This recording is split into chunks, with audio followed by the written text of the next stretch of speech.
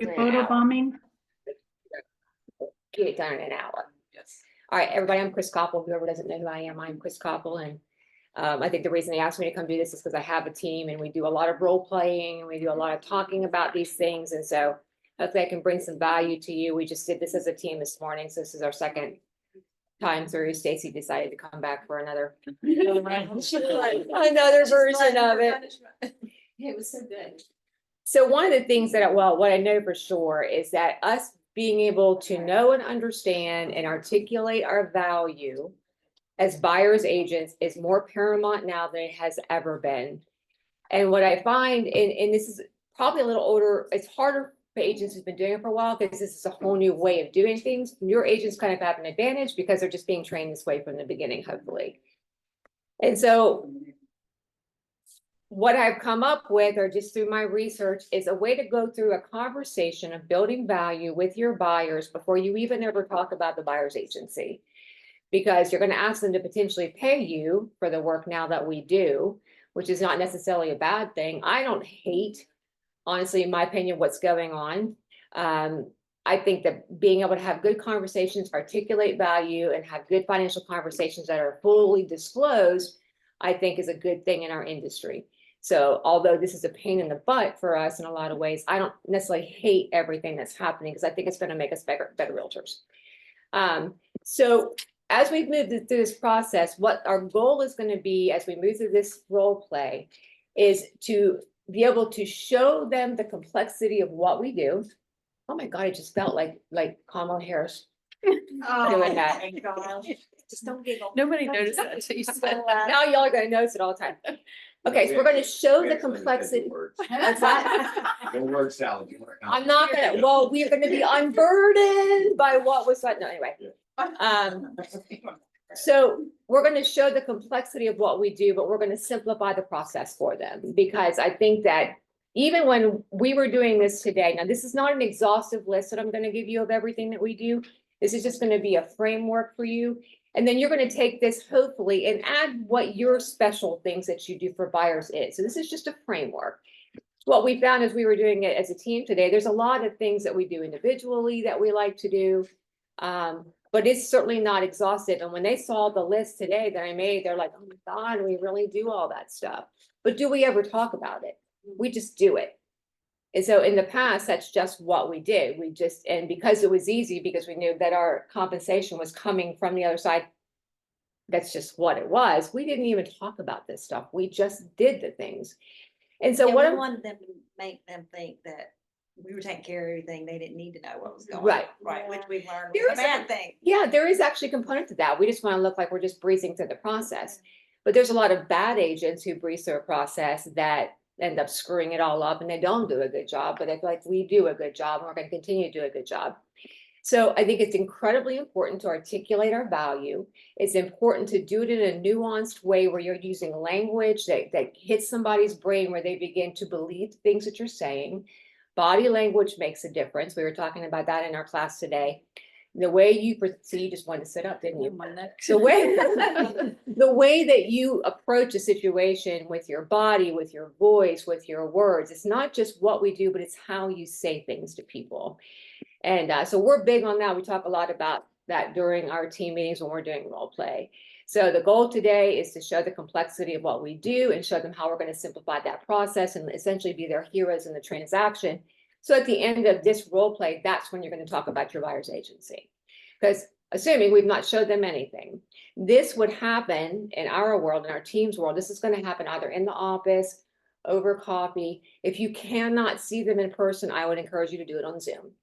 So get on a Zoom call, get your screen shared, and go through this role play process with them, showing them and articulating everything that you're going to do as their buyer's agent.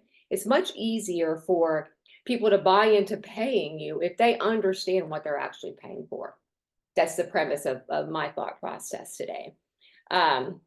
So we can win things through either reputation or preparation.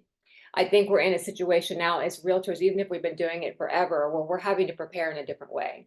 We can't do things like we used to do them. We can't just show up.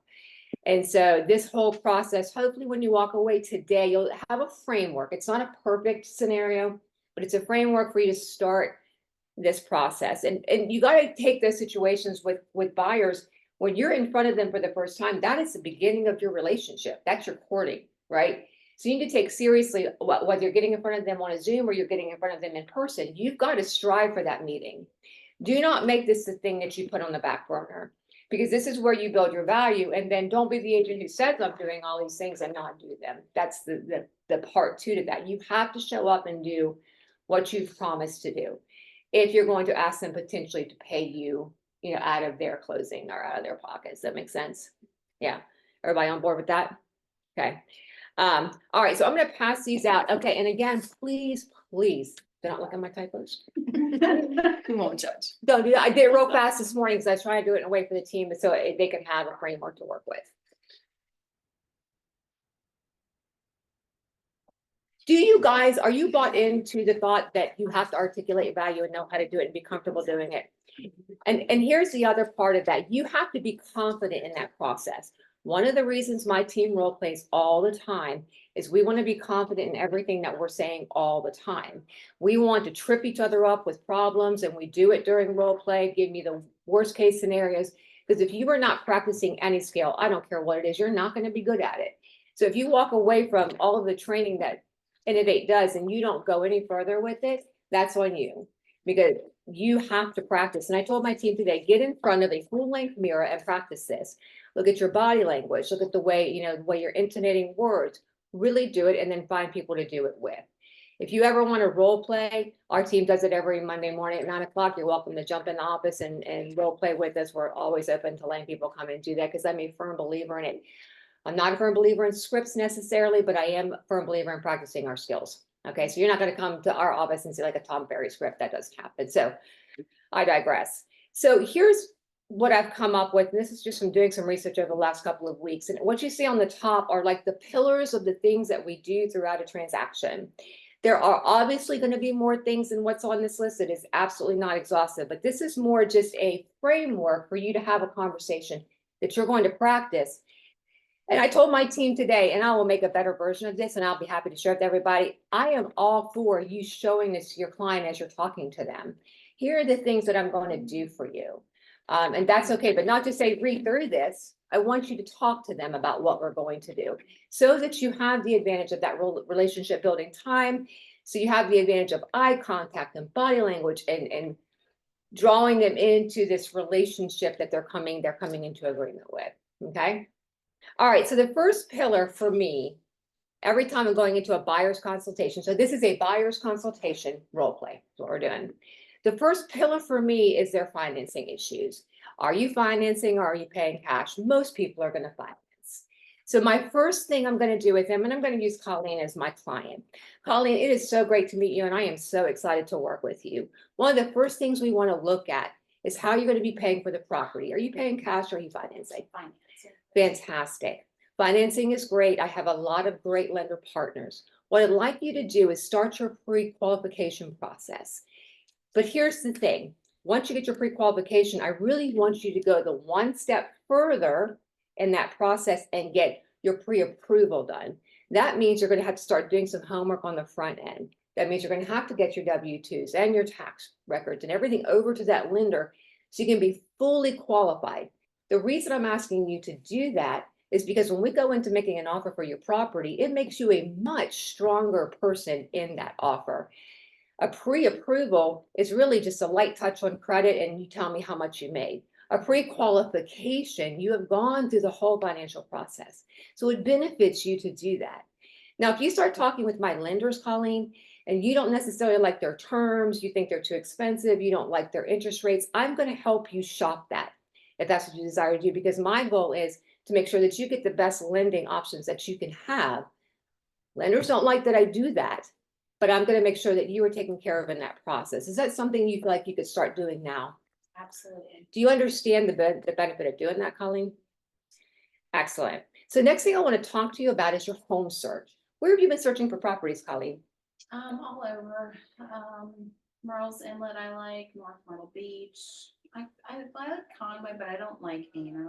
So that's the areas you've been looking at, Colleen, but what platforms have you been searching on? Oh, Zillow, Redfin. Those are the two, realtor.com, yeah. And that's what everybody does. Here's what's interesting about that. Everybody I know starts on Zillow or Realtor or anything. But what I can bring to the table for you are listings that you would not have an opportunity to see necessarily on Zillow. So we have listings in our MLS that are expired that may fit your criteria once we talk about what your criteria is. We have listings that have been withdrawn. And I have access to all of those things. And if we were to find a house that has been expired recently that fits that criteria, I am going to call that person and see if that's an opportunity that you could take advantage of. And so working with me allows you to have access to things that you wouldn't have access just looking at Zillow or a realtor.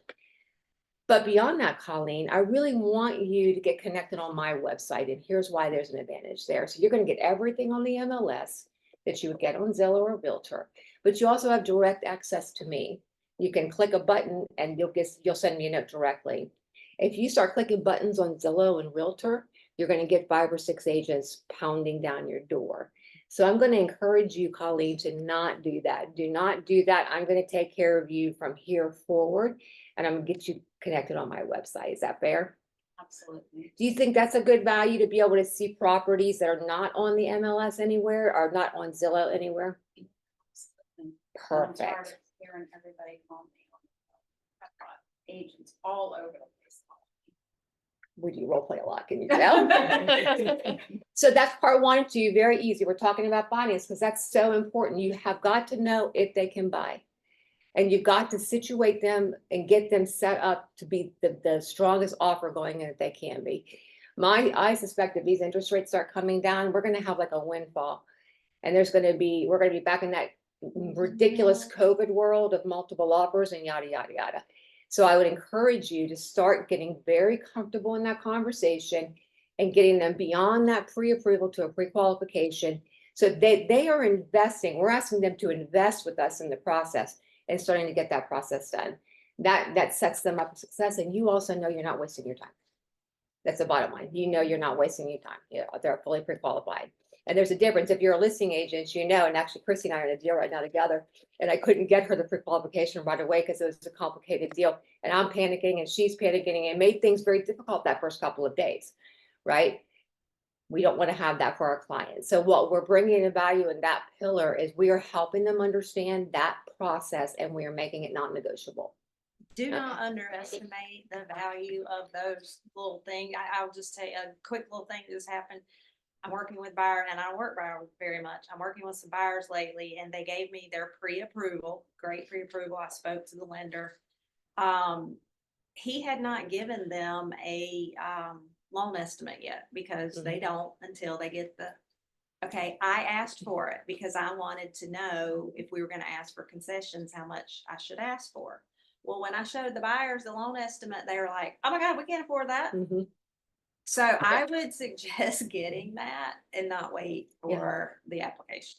Right. But your value add, so what we're talking about is what is our value proposition? You're giving them good, solid financial advice.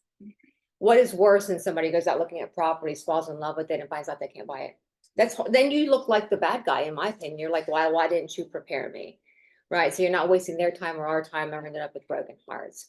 And then the second part is understanding that in their home search, we do have tools and tricks and things that we can do that can get properties into their hands that may not necessarily be something on Zillow or Realtor. Like we were talking today, I don't know if it was Kelly or somebody said, what about kick-out clauses? You know, that's not necessarily, that's going to just show pending on Zillow. It's not going to show it with a kick-out clause. So Colleen, I can look at properties that are currently under contract with a kick-out clause, which is a contingency to sell. We could potentially make a backup offer on that property. So that's things that I can bring into your world as well.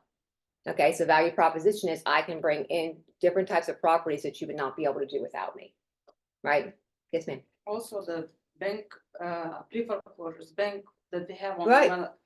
Sometimes people come, they just like, I want foreclosure because they know that that's the cheapest way, or they can get the end of our land here. But we can tell them, yeah, sure, we work with those too. Obviously, like very rarely they're gonna choose foreclosures, but at least we give them that option. Some agencies advertise as a bank properties available, or this. We can do that to MLS, not necessarily going to the foreclosure steps. Right. And now when they actually can pay the commissions, when they seek and they can pay the commissions, we may consider, do you want me go be, on your behalf on the, the steps, do you want to do it yourself? That can be part of the conversation. Yep. I So, think that is a huge thing that Mhm. most people do not Mhm. mention, the Right, value proposition of Mhm. that. I think that's a great point, Yep. Chris. okay. So the next thing we're gonna do, Colleen, I'm just gonna use Colleen to role play with, and then when we get done, I'm gonna have you guys partner up and role play through this together. So the next thing, Colleen, that I'm gonna do, now mind you, this is a 20-minute conversation, like this should no more than 30. So when you plan this buyer's consultation, you're not talking about 2 hours of talking, you're talking about, here's my proposition, and then we're moving on to getting down to business. But because we're stopping and starting, it's taking a little bit longer. That's what took 2 hours today. So Colleen, one of the other things that I'm gonna do is once we narrow in the area you wanna be in, whether it's North Myrtle, Conway, when we kind of identify the area, I'm gonna do some area research for you. I'm gonna show you what the average days on market, the average price points are for that area, all the data that you need to start really thinking about how you would make an offer. Now, this is not for a specific house yet. This is just for the area. Because one of the things about our area is very different. So North Myrtle Beach is going to be a little bit more expensive than Central Myrtle Beach or Conway. So you really want to have a good idea. It really doesn't matter what's happening national. It really matters what's happening in this microcosm of our world. We are a very different real estate market, and I want to make sure you have all of the information going in when we get into the area you want to be in to make a good offer. Do you think that that would be a good thing for you Yes. to have? absolutely. So the reason I added that in is because yes, we're going to definitely look at each house. We're gonna research that. But very oftentimes when people look at areas, they don't realize how different each of our areas are. So what $250,000 will buy you in Conway is not buying you the same thing in North Myrtle. So I think giving just a overview of those market analytics helps a buyer to get ready to make that purchase. Okay. Can you think of anything else around there that might be good? Okay. All right. So now once we find the house that you want, Colleen, we have found the house, you love the house, you've got your pre-qualification done, we've done the things. I'm going to then do market research on that neighborhood and that house, where I'm going to look at your days on market. I'm going to look at the average price point. I'm going to try to find out why they're selling. They won't always tell us, but having that information may help us frame an offer a little bit different. How much equity do they have? When was the property sold and bought last time? I'm getting all of that information together before we put our offer together so that we make the strongest possible offer that we can. So you don't have to worry about doing that research. I will have that ready before we make the offer, because I want you to go into this absolutely making the best offer that you can make, and having all that information may save you some money. So if the house is vacant, or we can find out why they're selling, we may be able to offer a little bit less or whatever, but it may ultimately save you money in the long run. So I will provide that for any house that we're making an offer on. Any questions about that, Colleen? Sounds good to me. What do y'all think about that pillar? Love it. Okay. I like to say I do the research so you don't have to. I'm stealing your lines. That's You fine, have- but part of this, I think too, is that you can articulate this, that how many actual Absolutely. things Oh, we're yeah. doing to earn the money we're asking them to pay us, right? I Okay, have this in a different format. I like your format. It's much simpler. you like all my typos too? I haven't even noticed. All right, so we've gotten through our pre-approval process, Colleen, and where you're looking for properties. I've told you how we're going to be searching different areas around to make sure that you're targeted on the area you want to be in. And then you know that whenever you get ready to make an offer, you're going to have every piece of information you need to make the strongest offer. So once all that's done, and we have submitted an offer, this is what's going to happen. An offer has 5 components to it. So it has your purchase price, it has your closing costs, it has your contingencies, it has your earnest money, and it has your due diligence. All of those are part of this offer. Now, I want you to understand, Colleen, when we make an offer while you're in a contract, that gives you the right to buy the property. It doesn't say you have to buy the property, right? That's where we start with that. You have contingencies within your contract that allow you a safety net. And part of my job for you, Colleen, is to make sure that you are protected through this entire process. That is my #1 goal, to protect you through the process and also make sure you get the property that you really, really want. So in order to do that, I want to talk through what an offer looks like, what's in that offer, Colleen, so you completely understand what you're going to be signing and what you're going to be doing. So in that offer, we'll have a purchase price that we'll agree on based on the research that we did together, right? So we've given you all the research and we'll come up with a good fair purchase price for you. There are closing costs involved in a purchase of property. Do you know what those are? Have you heard that before, Colleen? I've heard it, but I have no idea what they're gonna be.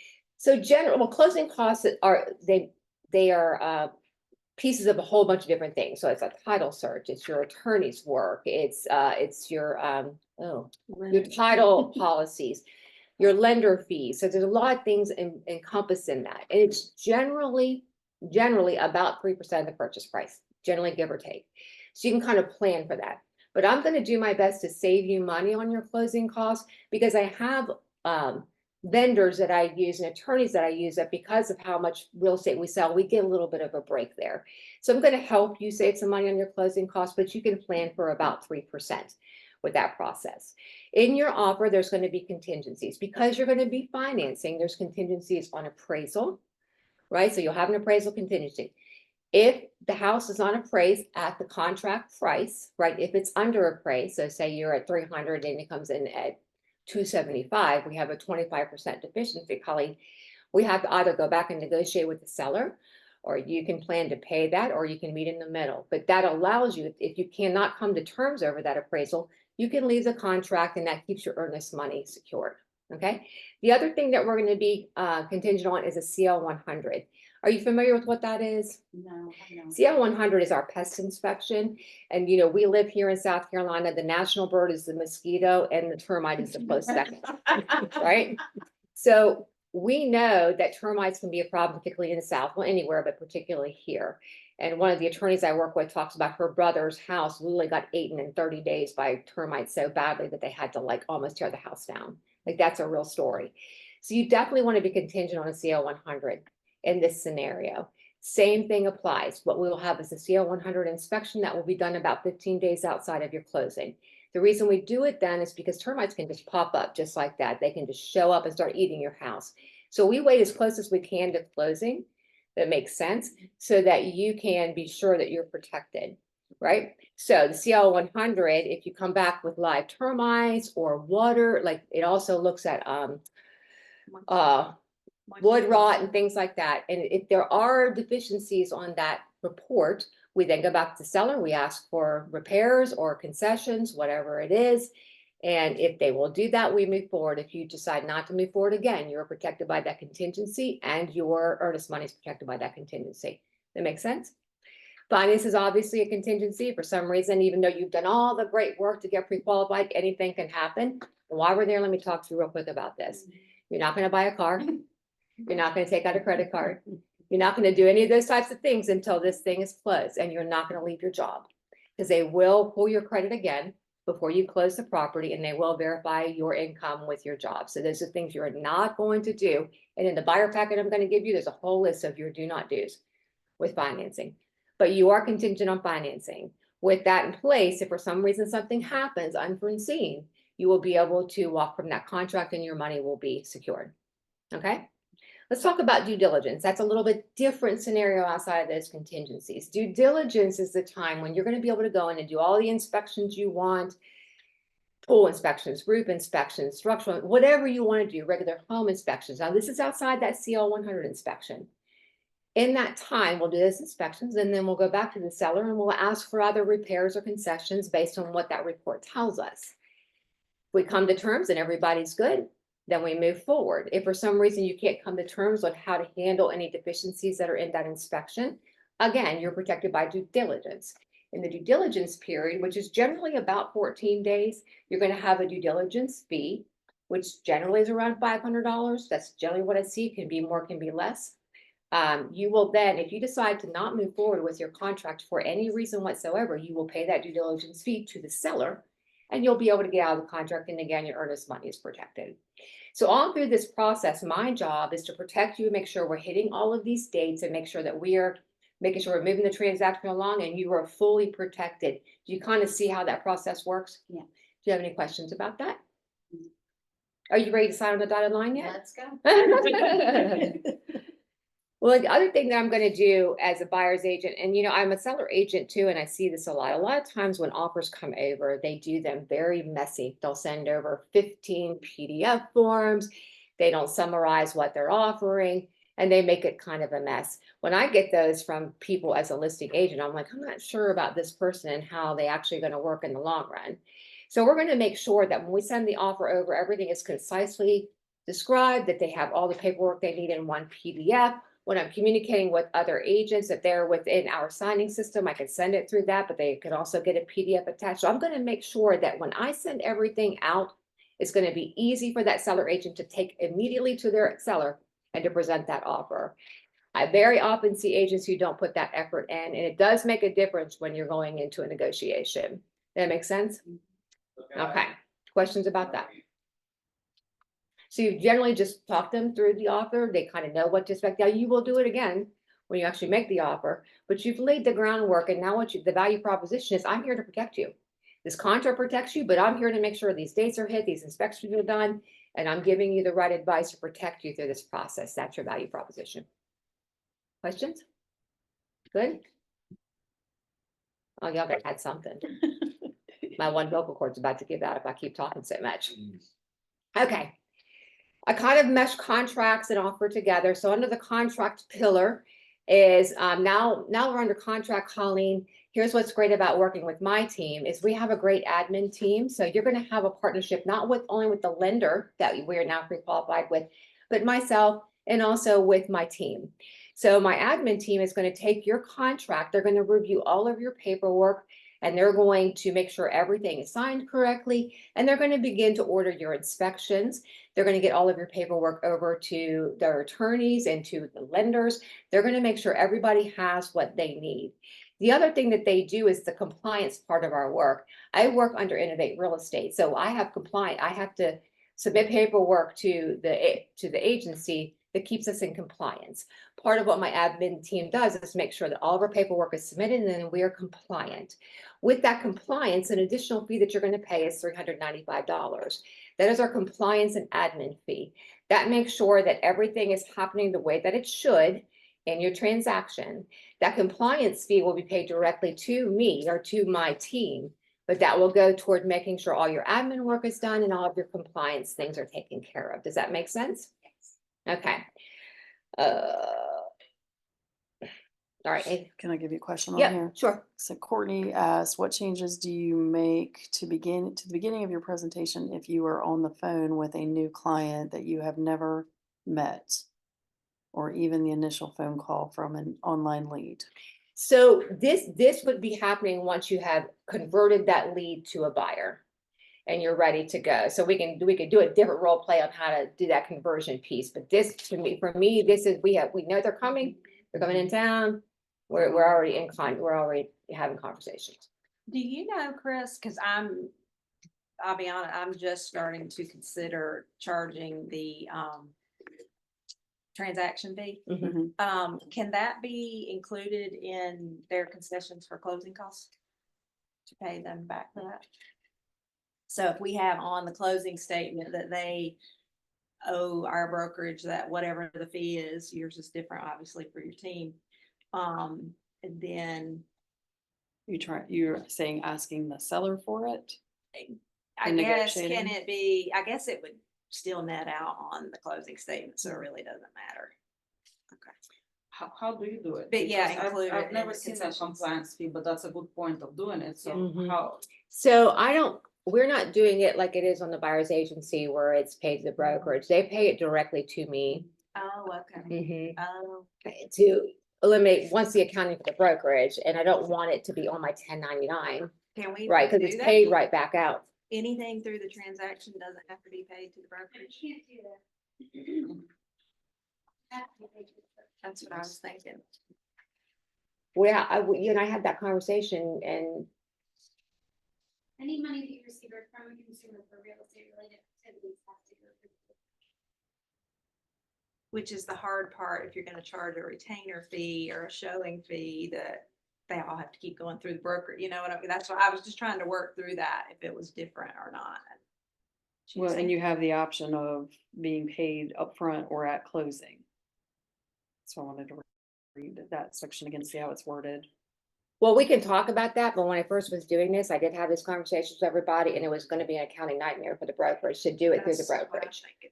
So that's why I did it the way that I did it. It's still accounted for in my stuff, so I guess we can talk about it, because I had conversations with Michelle. I thought you and I had a conversation, so we can talk about how to do it, but it's an accounting problem for the brokers, because I don't want it to be on our 1099s. Because it's a pass-through charge. So we can talk about how to do the best way to do it, but that's how we've been doing it. So it is passed through, so if it's coming on the settlement stake to the brokerage and out of the settlement state, well, out of our closing to this, then it is I mean, it does wash itself out unless you hit the 20 transactions and you don't owe it anymore. Then it would be a 1099, you know, you see what I'm saying? Mhm. So anyway, good question. We'll We can figure it out figure later. that out, but I thought I had the green light on that, but we can, anyway, that's what I do. I charge $3.95, whether we're gonna put it to the brokerage and they'll pay me, however we'll do it. Because I have two admins, for me, that's a straight pass-through charge to pay employees for us now. Before, my agents would pay it. And so in order to give relief to the agents, and I really feel like it's a buyer fee, it's their services that are getting taken care of. It's no different to me than what an attorney charges different fees for different things. And to me, I feel I like had an it's, agent do that on, they submitted recently a compensation form before all this came into effect. A couple months ago, she submitted, the compensation form, which was a little bit different than what they were offering, and to pay her transaction fee, and the seller agreed to it. So that was the first I had seen of it, and I'm like, I'm gonna start doing that. we haven't had any problems. I would say there's To been. your whole point, you're explaining it Mhm. and. Yeah, the however we gotta value pay of it, we'll figure that out, Right. I but like the way how it's presented. Yes. It's keeping in compliant, making Mhm. sure it's you, protect you, always Mhm. protect you. compliance is Who will the say people. no? Right. And we haven't had anybody say, no. And here's the thing for my agents, they always have the opportunity to use that as a negotiating tool. Right. They can always say, I will take care of that for you, just like we would do a home inspection or whatever, or warranty. So my agents can always use that. They will then get charged the fee themselves from my team, but they can also pay it themselves. So we haven't had anybody give us push. I haven't More yet. us having the pushback of ourselves asking than Absolutely. it was then. That's what you I'm know, saying. 'cause when I first did it, I was like, I got it, my seller like, signed do that it. on the last three. It's like, oh yeah, I'm doing that. Yeah. Something to think about. It's not like an industry standard. It's just what our team does. And it's something we just recently instilled or put in place, because it is really, it's to do work for them. And it's not necessarily what Colleen's doing. It's what the admin team and the brokerage and everybody are doing after the fact to make sure we're compliant. So that's the reason that we do it. But I'll get back to you about how we have to pay it. I guess I'll figure out how we gotta do that. And I've always charged. We wanna be compliant. Compliance is important. I can write it in the listing agreement, in the buyer agency, I write it in too, the 250. And, everybody hates the word compliance. So I think they're like, oh, yeah. We want to pay And that's what I told the for team it. today. Compliance is the key word there. Mhm. Even though it's an admin compliance fee, it is compliance. I mean, Michelle, when she's looking at, so hopefully when we send everything over to Innovate, it's pretty good to go. We won't have to do a lot of changing because we want to be compliant. So she does a lot of work on that. So, so we'll figure out how to pay it, but that's how I do it. That's what we do. We haven't had any pushback yet for it. People understand that there's a cost of doing business. And this is outside of the actual commission portion of it. Okay. Any more questions about that? So do you see so far how we're building value? I mean, we are the expert, we're building value, we're having conversations, we're showing them what we're going to do. And I promise you, as you sit and think about this, there'll be more things you'll add to this list that I don't have. It is non-exhaustive. All right, so we've been through contract. And so now, Colleen, congratulations, you're under contract. I'm so excited for you. I want to talk to you a little bit about what the settlement process looks like, okay? So at settlement, you're going to get a CD.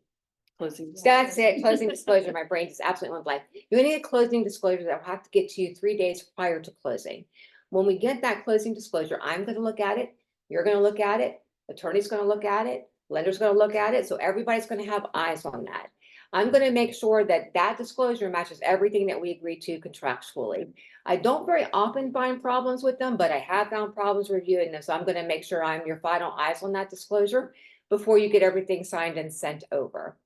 I'm gonna help you with your taxes. I'm gonna make sure that you get your tax stuff done because I know you're gonna hear when you're in closing that there's 2 different tax rates in Myrtle Beach. Have you heard about this? No, Okay, in your buyer's book that I gave you, you'll see those tax calculations I gave you. So if you're gonna be a primary resident, you pay 4% plus some millage. If you're not, it's 6% plus some millage. So we're gonna work through all of that process together. And we're gonna help you with anything that you need at that point. Do you need movers? Do you need cleaners? Do you need carpenters? You need anything in that process? I'm gonna be there to help you in that process to get moved in and get ready to go in your new property. When you go to your settlement, you're gonna go to the attorney's office, assuming you're not gonna do, this could be like a middle way closing, but we're gonna assume it's an attorney. You're gonna go to the attorney's office and I'm gonna be there with you. So we'll be there for about an hour. You're gonna sign a bunch of paperwork and they're gonna explain to you basically what you're signing. But I'll be there as well to listen and make sure that everything is happening the way that it should be happening. So I'm gonna be your ears and your eyes. I sit in these all the time. I'm very familiar with them. So don't feel overwhelmed because I'll be there with you. How does that sound? Perfect. Okay, so then again, I'm here. The value proposition is I'm just going to be your second set of eyes and your ears, and you're not walking through any of this stuff on your own. I am your person. I'm going to be there with you.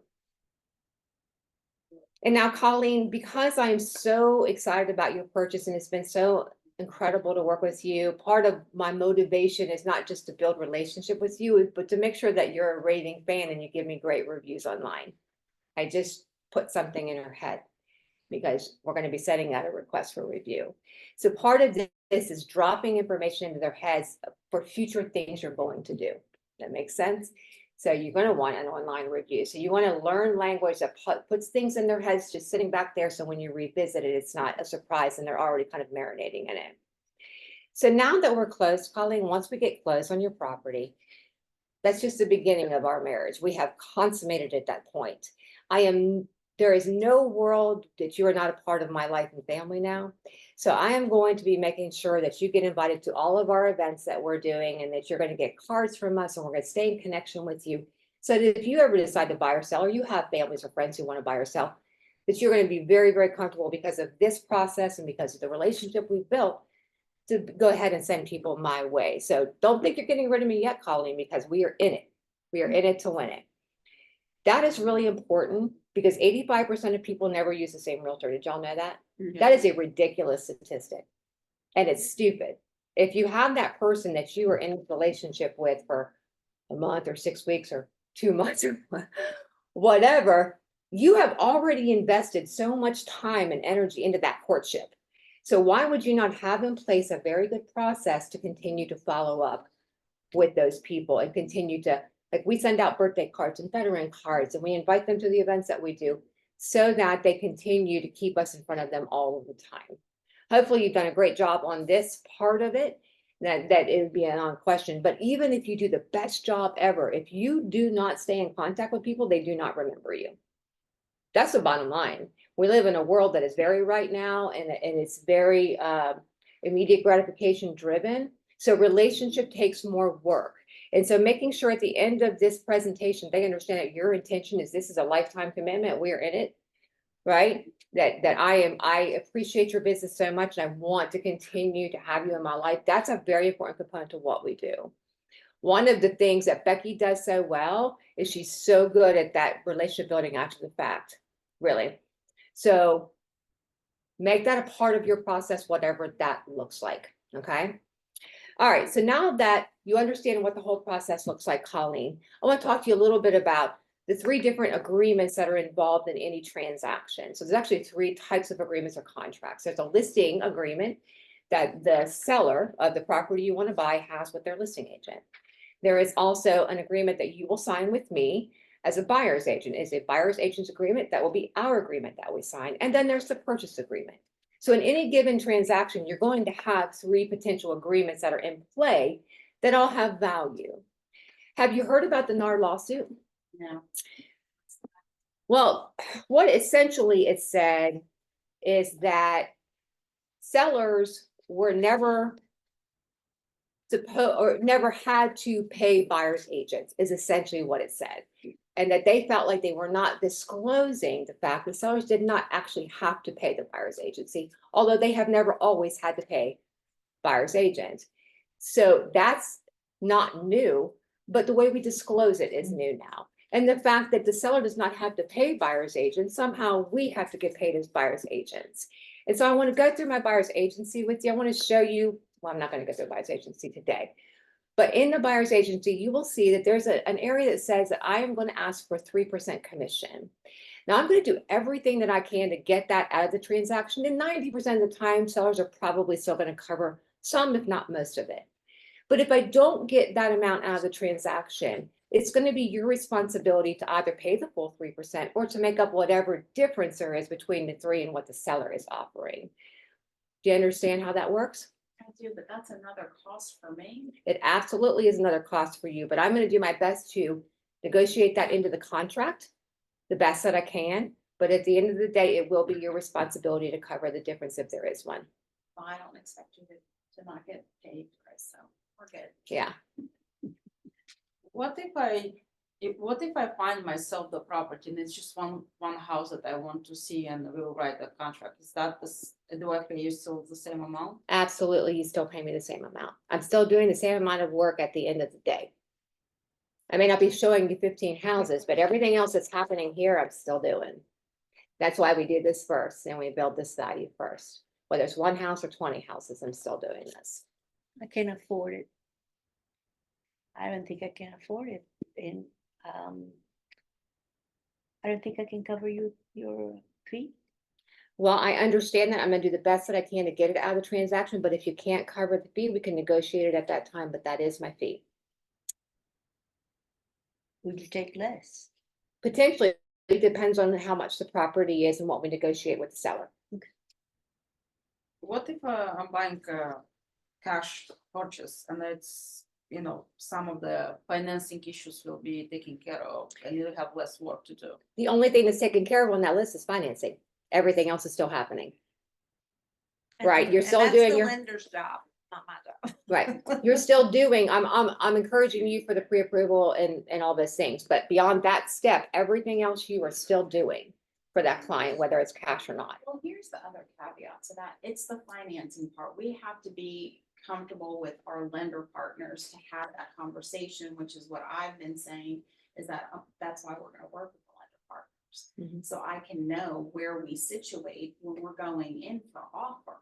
So if you're pre-approved for 250, but you don't have all the closing costs, now we have to figure out where that's all sitting. And that just goes back to, it's still our value of what we offer with.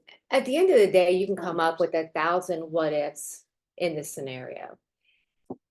The whole point of this is that you have to be so comfortable in your value propositions and articulating it, that even if they are cash buyers and they're only seeing 1 house, that you fully, with your whole self, believe that you're bringing 2.5 or 3% of value to the table in the event they have to pay you.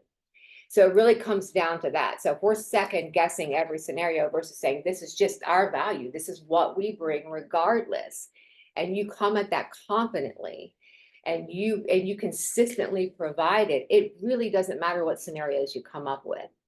And I feel like part of what I'm seeing with agents, whether it's my team or people that I'm coaching, is that like they're trying to figure out every possible scenario there is.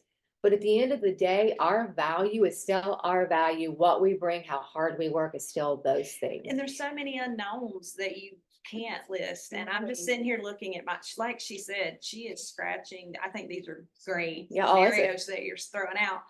But she's just barely Yeah. scratching the surface, because I'm sitting here looking at, like, I have 2 pages of stuff. Like I said, I like this format better than, once I drop that in there and they see that and you maybe only hit the highlights, the 1 or 2 things you might not be doing should not determine whether or not they think you're worth it. Now, if they can't pay it, it's a whole nother thing. Right. And you got to decide, I guess, where you're willing to meet, or if you can't help them. So, Yeah. I mean, that's Yeah. going to be the hard thing. And there will be those people. Well, usually it happens when they come and say it's a cash deal, easy deal, 1 house. It's never easy. It's never cash deal in 1 house. The doctor scenario a lot for people if they, I mean, not a lot, but when people give you a little, if they try and do this, like, oh, it's just a quick, simple deal. No, it's the same thing. You woke up, you felt bad, you went to the urgent care, you waited an hour and a half, they come back. 3 minutes later, yep, you got blah, blah, blah, blah, here's your diagnosis, boom, that's $1,200. Yeah. You go to the checks, and you're gonna go, what, no, doctor, it's only 3 minutes. I'm like, Yeah. you're paying for his 12 years in college. So would you rather suffer? Like when people go, oh, you sold my house in one day, why am I paying you full commission? Mhm. So you've been happier, so you'll pay me full percent of my full commission if I let your house on the market for 3 or 4 months. You incur thousands of dollars a month in expenses, and then we sell your house. Is that what you're telling me? Because that's what I'm hearing, is that you'd rather me take longer to justify my job as opposed to selling your job. You're selling your house for the highest dollar amount, the short amount of time. Great You're point, paying Matt. for those years of experience that I've used, my knowledge, my education, all my training. It doesn't matter whether I spend 10 minutes in front of you or 10 months finding a house for you. If I found you your house the first day, or you found it and I guide you through this transaction, that's the fee I'm earning. You're not paying for the time I would for your page, you're paying for the knowledge to get you to the closing table. Right. And for all of that I think information. that's a great point to because we're hearing like, oh, people think you should get paid by the hour, and they're like, oh, that's fine. If you want me to get charged you by the hour, it's gonna cost more. Not necessarily. How do you factor in our experience and that to that hourly rate, you know? I think that's a good point against that, though. Well, But it helps put it in their perspective, because And that's a great- here's that's the a great news, analogy. because all we do is open doors and we make, because we're $1 million club members, so we obviously make $1 million a year or more. Oh, yeah. But everybody in here assumes every doctor that we go see, whether it's an otolaryngologist, heart, they all are millionaires. Maybe they are, maybe they aren't, but you're paying for their experience. Yeah. You know, and that's what people don't understand. I was only for, I mean, you hear it all the time. I was only doctor. He only saw me for 3 minutes. I waited an hour and a half, and they kept me here for 3 hours in the ER, and he only saw me for 3 minutes. Why am I paying him? And we're not getting paid 3%. We also have all the other things. Well, that's why you break that down Did you too. see that thing? And then the thing is, That eye-opening? the public doesn't care about that at all. No, They we could really care less don't what know your what we're expenses are. walking away. All they care is what they're paying out of their I pocket. did a net sheet for us, like with my true expenses. Mhm. And like for ours, the Mm-hmm. one, you know, it looks like on paper, we're making a lot of money for Yeah. this deal. I think I might be walking away with 60% of that, maybe 50%, and that's estimating taxes. So it's not that number they see as Yeah. settlement. Which is totally fine to Yes. sit and have a conversation with the buyer if they start really pushing back with you about that. Wow. But what I believe is that if we don't figure out what the path is, which is something like this, being able to articulate your value consistently in the same way every time, right? With whatever nuance you want to use as your own individual personalities or whatever, and the things that you bring. If you try to tailor this to every possible question or scenario, you will lose every time, and you will end up anxious through this whole process like everybody is right now. But the power in this is really digging in and understanding what we do a lot. It is not an easy job. Now, there are crappy realtors who don't do all of these things at a high level, but we are not those people. And so I feel like it's these people like us who are going to rise above this the problem that we're in right now, because you confidently can articulate these things.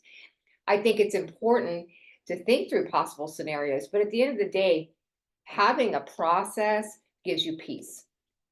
And coming and working through your value proposition and your buyer's agency, presentation, or your buyer's presentation makes all the difference in the world, because you go in confident. You're not worried about, well, what if it's a cash buyer to buy one house? No, this is what I do.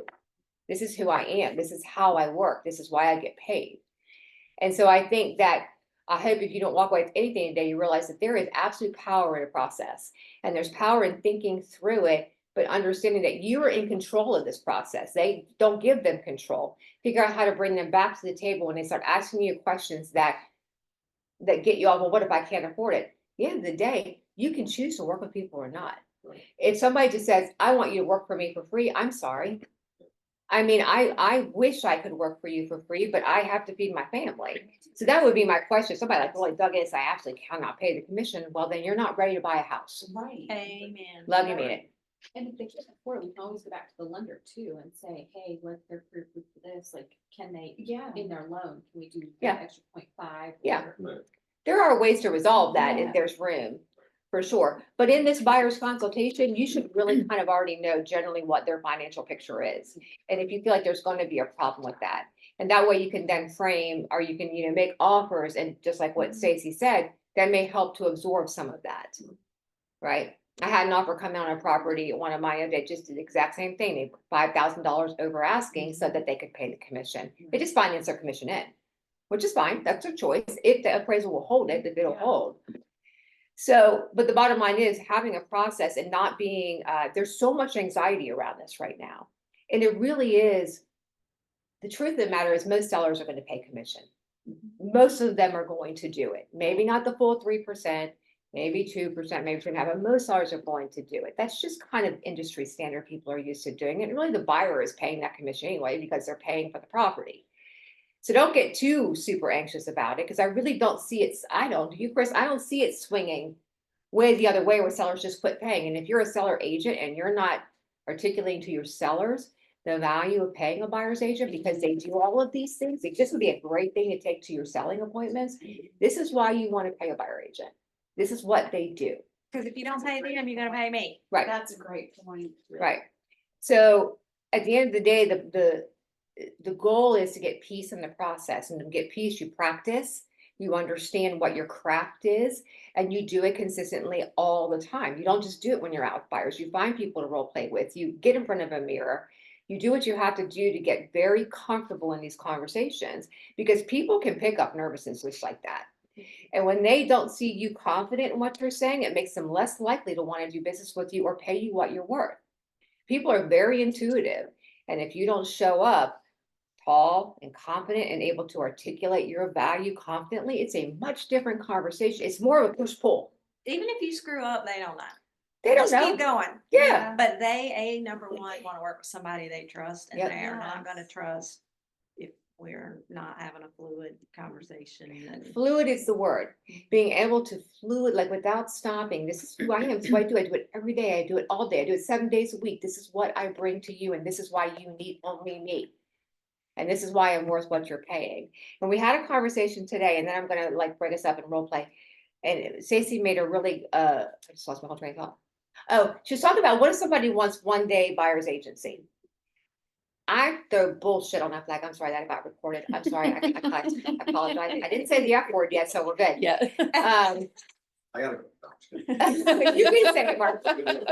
Here's the bottom line, and I get it, like, and I hear it, there's so much there's so much anxiety. If you are really good at this, if you're really good and believe this is who you are and what you bring and all this value, then when you look at somebody and say, I need a 3-month buyer agent, you've already established your value. This is what I'm bringing to the table. And at the end of the day, Colleen, if you don't end up liking me and you don't think I'm doing a good job, this can be gotten out of. I can release you from a buyer's agency if you feel like, so it's like a money back guarantee. I'm going to make sure I am earning your business. Period. One day buyer agencies to me is like hiring a lady for a night. I don't, this is not. Right, I agree with you. I want a relationship. Right, That's we what are I'm not striving sleeping around. for. That's Yes. right. Lady du jour. That's why at the end of this, I said, we have now consummated this relationship, because that's the goal, is relationship, so that you're moving forward with referral business, and you're building that sort of emotional connection to people. I can't imagine a circumstance I would take a 1-day buyer's agency for, but I feel confident in who I am as an agent, that I can bring this kind of value to you, and you owe me that 3 months. But you can always get out of a contract. They need to know there's a buyer, like, you can get out, and I'm okay with that, because I want to earn your business. One more thing. if I can add. Absolutely. I have, I have been negotiating since we had this agreement come in, settlement, and what I have noticed is that the listing agents have said, present the offers because I only have my fees agreed and the seller will pay whatever the rest. So that it's not the same how we used to, we know that what they're gonna be. This just send me my offer and I know what is gonna be, mine, and we will negotiate yours with the seller. Yeah. That's Well, what I you have can noticed. also, and to your point, Bree and I had this conversation the other day, you can actually make more money in this scenario. Yeah. 100% how you present it, you can. So say you have a 2% or 2.5% buyer's agency signed, and you told them this is what you're paying, and then you also get whatever the seller's paying. So that's happening all over the country too. So you can reverse engineer it so that you could potentially actually make more money if you want to. Well, I've always said, I've like, for years, I've done this job long enough, I'm like, we have to, like I said, all the panic, all the stuff, right? You have to understand, you only need 20 to 30 sales a year as an individual agent here on a high commission split to make a lot of money in Myrtle Beach. You don't have, I mean, everybody's panicking like, oh my God, I gotta talk to 5,000 buyers. No, talk to 50 a year and sell 40 of them. That takes, and then this is where you slow down. You take your time, you go through this. If they say, yes, I'm signing up, there's your client. Go talk, go sell them something for however long. Don't sit here and deal with all, again, we all go, like you said, the 1,000 what ifs. There's not that many scenarios. I've done this job for 28 years. I just fired 2 sellers last week because they both would not get realistic with pricing. And we've been on the market forever. And I'm like, I'm done with you. I'm like, here's where you need to be. It's not gonna be better, and do it. And they said, no. And I said, and they said, what should we do? I said, take it off the market. We'll revisit it when the market catches up to you or your priorities change. We'll talk. I said, I'll keep you posted every step of the way, but we're not gonna keep these listed to waste your time and my time. And they said, thank you. And one of them, I fired him kind of sternly because he was kind of a pain in the ass, and he's Canadian and he love accent. Thank you so much for all your hard work. I appreciate your honesty. And thank you for saving that. We'll talk to you when the market catches back up to us. I'm like, okay. I'm like, shit, I can't even fire him. Going forever in pain in the ass, but he's coming back. But anyway, you just have like like I said, I hear that too. A lot of people are panicking. Oh, I got to do this. I don't have enough time, and I'm talking. No, just slow down. You don't have to give this presentation 4,356 times That's exactly every 12 right. months. You should be giving it a minimal amount of time, or give the 20 minutes. Once you get it in your head, you'll be able to do it in 10 or 15 minutes. And as soon as somebody cuts you off in the If we middle, I'm talk as not doing- fast as you. I know. 10, As soon as they 10. cut you off and they say, I'm not gonna do this We're assignment. gonna have Innovate Olympics. Yeah. Be hard. Look, you just have to make the determination on whether you want to continue to work with them. I mean, you have to set your boundaries, like I said, know what you're worth, do it. And then if people don't want to pay it, or if you get one of those ones that wants to argue with you or give you, no, this is my right, yes or no, and then get out of my office. And move it on. opens you up to have more time for the people who do want to do business. Right, there's a ton of, So, and I think there's fear with that, with people letting what you think is a buyer on the hook go. But if the buyer on the hook doesn't have money to pay or is unwilling to pay you, and you're keeping them on the hook, well, shame on you. Because you're now using up time that you could be using for a buyer like what Mark's talking about, that's able, ready to go, that appreciates what you're bringing. So be willing to fire people. I've done it. But this will also cut out your tire kickers. I mean, you know, we get, That's I right. used to get them. We used Amen. to get them on, we used to get phone calls back in the day. Now you get online inquiries, but people, you know, they come down and stay for a week, and then you get a cloudy day on Thursday, and they're like, oh, maybe we ought to, well, what do you think about calling? So they used to call us up and say, can we go look at condos today? Yeah. And my answer always was, you sure can. However, Not with I'm gonna me. meet you, and we're gonna talk about how you know, all you gotta do is say, sure, how you gonna pay for it, financing or cash? We haven't thought about that yet. Well, I'm not a tour guide. When you think of that, you let me know. And they'll, or they will say, oh, we're gonna pay cash. I'm like, God, I need, I'll pay you just to sit with me and be my like. I just have to tell them to say, show me your proof of funds on your phone. You can pull up your bank account and show me your proof of You funds. can that throw got in the money fund, right now. you know. Technology is I'm easy. sure that- And if they're not willing to do anything, because usually the 1 or 2 or 3 questions, and they will say, oh, we don't want to do that. We just want to look at condos. So this is all to our benefit now. I'm sorry. I cannot open a door That's for you right. anymore. The rule changes have changed so that no agent in the country can open a door without you signing something agreeing to what we're doing and making this full disclosure to protect you and everybody's interest involved. Well, I'm not gonna sign it. Have a great day. And if you do go, I'll go find another agent. Please do so. And if you find one that won't require you to sign this, just understand that agent is breaking the new rules and the standards of practice and basically the law. Yeah. And if that's who you want to represent you throughout your entire transaction, I wish you the best of luck. That's like going to Costa Rica or Mexico to get your open heart surgery to save a couple grand. Are you sure you want the cheapest person doing your job? Yes. This is not, Yeah. that, tell them that you, sometimes it just takes that. You don't have to be rude about it. Yeah. My policy is nice but firm. Just state the facts, it's right in front of their face, and sometimes you have to put it in their terms. That's why I said use the doctor analogy. All they hear is real estate agents, greedy, rich, don't do anything. That's okay, think what you want, but let me explain how this goes down when you do all this value prop and then break it down into terms that they can understand for their job. Yeah. I also do the thing, you know, they ask you, will you work for 2% instead of if I say it's 3, I'm like, yes, I will. When you lower the price of your house from 400,000 to 267,000, you want me to lose a third of my pay, you have to cut your price a third. Or what do you do for a living? Oh, I'm a plumber. What do you make a year? About 90 grand a year. Okay, would you do the exact same job you did last year for 60,000 a year? Hell no. Exactly. Neither will I. You have to, sometimes you have to bring it to their terms, whatever you're a school teacher. You probably don't make much money. Would you do it for a third less pay than what you make now? Hell no. Exactly, neither will I. I'm worth the value and I'm gonna save you more than what you're gonna pay me more than likely anyway. Yeah. But, or whatever you need to use, but you just have to put it in their terms sometimes, and I've never gotten blowback from that. They're like, well, I guess you make a good point, you know, even if they're being stubborn. You break it down enough for them, they will eventually understand, and if they don't, then that's when I go, bye Felicia, I've had enough. And to your point, Mark, with them asking you to discount, you know, to take less, something that I used with my most recent buyer is you're hiring me to get you the best house, the best property at the best deal at the best price. How much confidence do you have in my negotiating ability? If I sit here and the first time you ask me to discount my fees, I just cave, Right, right? that's exactly right. That's a great. Yeah, but- And they should be negotiating the price in their deal, not the person that is protecting them. So would you agree that going in confidently makes a difference in how you feel about that process?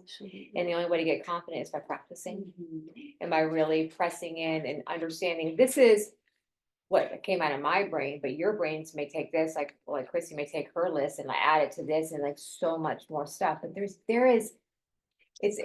is not any different, honestly, any of y'all who shoot guns. In the comfort you feel when you first start shooting guns, and then you put your gun away, you don't practice, or those who go and practice shooting their guns and they hit the target every single time, and they do that because they're consistently practicing with that gun. They're confident, the fear is gone, you know, all of those things, that same type of thing, you have to practice and know this process. And then all of the things that Mark said is absolutely true. But I think it's so incumbent upon us to be the best servers of our clients, to understand what we're bringing and what we should be bringing. That's the bottom line. So that being said, would you guys like to role play together for a few minutes? Like just using this to go through this process? Absolutely. Why does everybody push back on role play? I'll listen. No, honestly, we always push back on Chris. Well, we did in the beginning. Now it's like, it's a given. It's not a big deal. You screw up and you get lost, you just keep it. Yeah. We all It's pick it better to up. screw up with each other than with the buyer. It really Cause is. you can at least kind of fudge with the buyer, but. I don't mind it, I gotta go put them on for rent. For real. Which, by the way, I think you are right, most sellers are still going to. I showed 11 properties last week. They were all 2.5, one was 2.25. Not one person was not offering compensation. Yeah. And they were I mean, over look, $500,000 houses. Like you might, look, we're gonna have, there are some agents, we all know they're going to take any listing they can get, and they're happy to have it, because it'll be overpriced anyway with 0%. They already, I saw one listed in early August. An oceanfront condo priced 15% over the last sales, and it said 0 buyer broker fee when it was still in the MLS. I'm like, look, it's not gonna sell, not because of the 0%, because the price is too damn high. If you'd priced it $399 like you should have, because the price was leveling off going down in that building, and probably a little lower, it wouldn't have mattered, potentially, but it still may not sell because of the 0%. So again, we're gonna go through this. I've been through this 28 years, I was here, but I started before buyer agency was even a thing. That started a year after, when we all freaked out and lost our minds and said, oh my God, I gotta find a new job. And it was perfectly fine. It's the same thing's gonna happen now. You're gonna have some sellers, there's gonna be some listings that are 0%, and that listing is just gonna sit. It's gonna take 3 to 6 months. It always takes 6 to 8 months for the general public to catch up with what we tell them. They hear nothing that we say. 6 to 8 to 9 months later, they will finally go, oh, now I understand what Holly was saying 6 months ago about whatever. They don't understand the changes in the market. They don't see what we see on the front line. We're telling them interest rates are going down. They're looking at Freddie Mac's survey and it still says they're open 7. You're not looking at the right information, folks. That's a weak aggregate. That's not today's. I mean, they don't know what they don't know, and it's our job to tell them and educate them. That's part of this process, setting Right. yourself up as that expert that can Right. get all, you may not have all the answers, but you can get answers. Right. And setting yourself up on the front end by articulating in a very concise way what you're gonna bring to the table. Then when all those questions come up, you're their go-to, you Right. become their go-to, because you've said, I am your go-to. But I will tell you, for those of you who push against role play, I would encourage you to not push against role play, because it is valuable. I don't know, Stacy, we did all the time. What do you think about role play? She hated it at first. Yeah, I hated it. I just wanted to sit and listen. But I actually enjoy it now. Like, that's why I'm here now. It allows you to screw up with people who love and care about you, and they're gonna help you learn through the process versus screwing it up when you're sitting in front of a client and you're stumbling through it and not doing it confidently. For all of you guys on Zoom too, if you want to role play, call me, I'll role play with you. I couldn't encourage you enough to do it because practice makes perfect in everything that we're doing. And I just feel like to rise above what's happening, you've got to be very, very good at this. If you don't want to role play today, you don't have to, but I would encourage you to get with people and role play this, or do it with yourself in front of a mirror if you don't want to do it with somebody else. But when we role play at the office, everybody screws up. We try to trip each other up all the time by asking hard questions. And I get tripped up when they ask me hard questions, but then it allows me to think through that. Right. So that the role play thing is important, and it's not embarrassing. It's just you're working with people that you know and love that are going to help you get better at your job. So I'm not going to force you to role play, but I would highly encourage you to do it. And if you don't want to do it in this scenario, like I said, you can come by our office on Monday mornings, and our team welcomes people all the time, new victims in the role play world. Is this valuable, you guys? Yeah. Is Very this helpful? Very much so. You guys on Zoom good? Finally, Isabella. Oh. I have done the open houses. Did you have any? Would you guys on Zoom like to get a copy of this? If you would, I will give it to Chris and she can email it to you guys so that you guys can start working on it. All right, we're good? Yeah. They said that they said. Bye, guys. Oh, okay, would you like? The me to crown there? come in open house this No, Saturday? no, I don't think so. You see somebody asking for Yes. this other day. something about Somebody asked, oh, yes, we saw it. You did the presentation. Sunday. Is that what you can innovate, or do you have your own? We use Innovate Buyer, the basic presentation, but then we add in stuff I for the think you should team. both have, because I'm gonna print out, I wanna submit this too, where'd you get this? We use one I made Did because you? it's Okay. great. Let's just bring it I know. stuff. And then we add some other things else. Yeah, I know, I think they got, Like- I think they got them on the real, Yeah. than they are. Well, I Yeah. started with that one, Yes. and I had to do it because that one's very General. generalization, Yeah. and it's not. Yeah, I'd be happy to do that. We're open But book. it's a good start, I did start with Yeah, that. I mean, I think between this and that, And because you'll this only looks- customize it too. because even though you'll talk about all this, I know people, they'll still look at this, go, oh, that's only about 40 things. Right. Hey, That's what I'm That's saying, I'm 200 gonna add, things, and yeah. then they'll go, and then in their head, they'll go, that's two hundred But I forty like this things. format better than. But yeah, no, you're from it. Just so you have something that, and I can send this to you if you want But to, it but. took me hours and hours and hours to put this together. Oh, it does. I I started trying to make one detail. years ago, do. and I stopped because I was like, Just so I I'm gonna think, drop it in. but it's important to do. But now that we're where we are now. We have one that goes in our buyer's presentation that is more detailed. This I did just as a format for people to be able to use for going through a conversation. Oh, yeah, no, I mean, it's the same, like I just turned on the listening agreements, so I can take it with me when listening, because like, I used to know it front to backwards, but I noticed, I forgot to ask a couple of questions about the concession, I keep forgetting to ask them, will you allow me to advertise if you want to make concessions or not, and I explain what that means, if you do, then we can't have permission, blah, blah, blah. But I have to take it with me now. I know. It's a learning curve. It is. Yeah, I It is, like but it's very helpful, to thank you. fire appointments, showing properties, submitting offers, contracts, settlements, inspections. So I have it broken out a little bit different. But I started that and then, and I had to do it like as I go through, like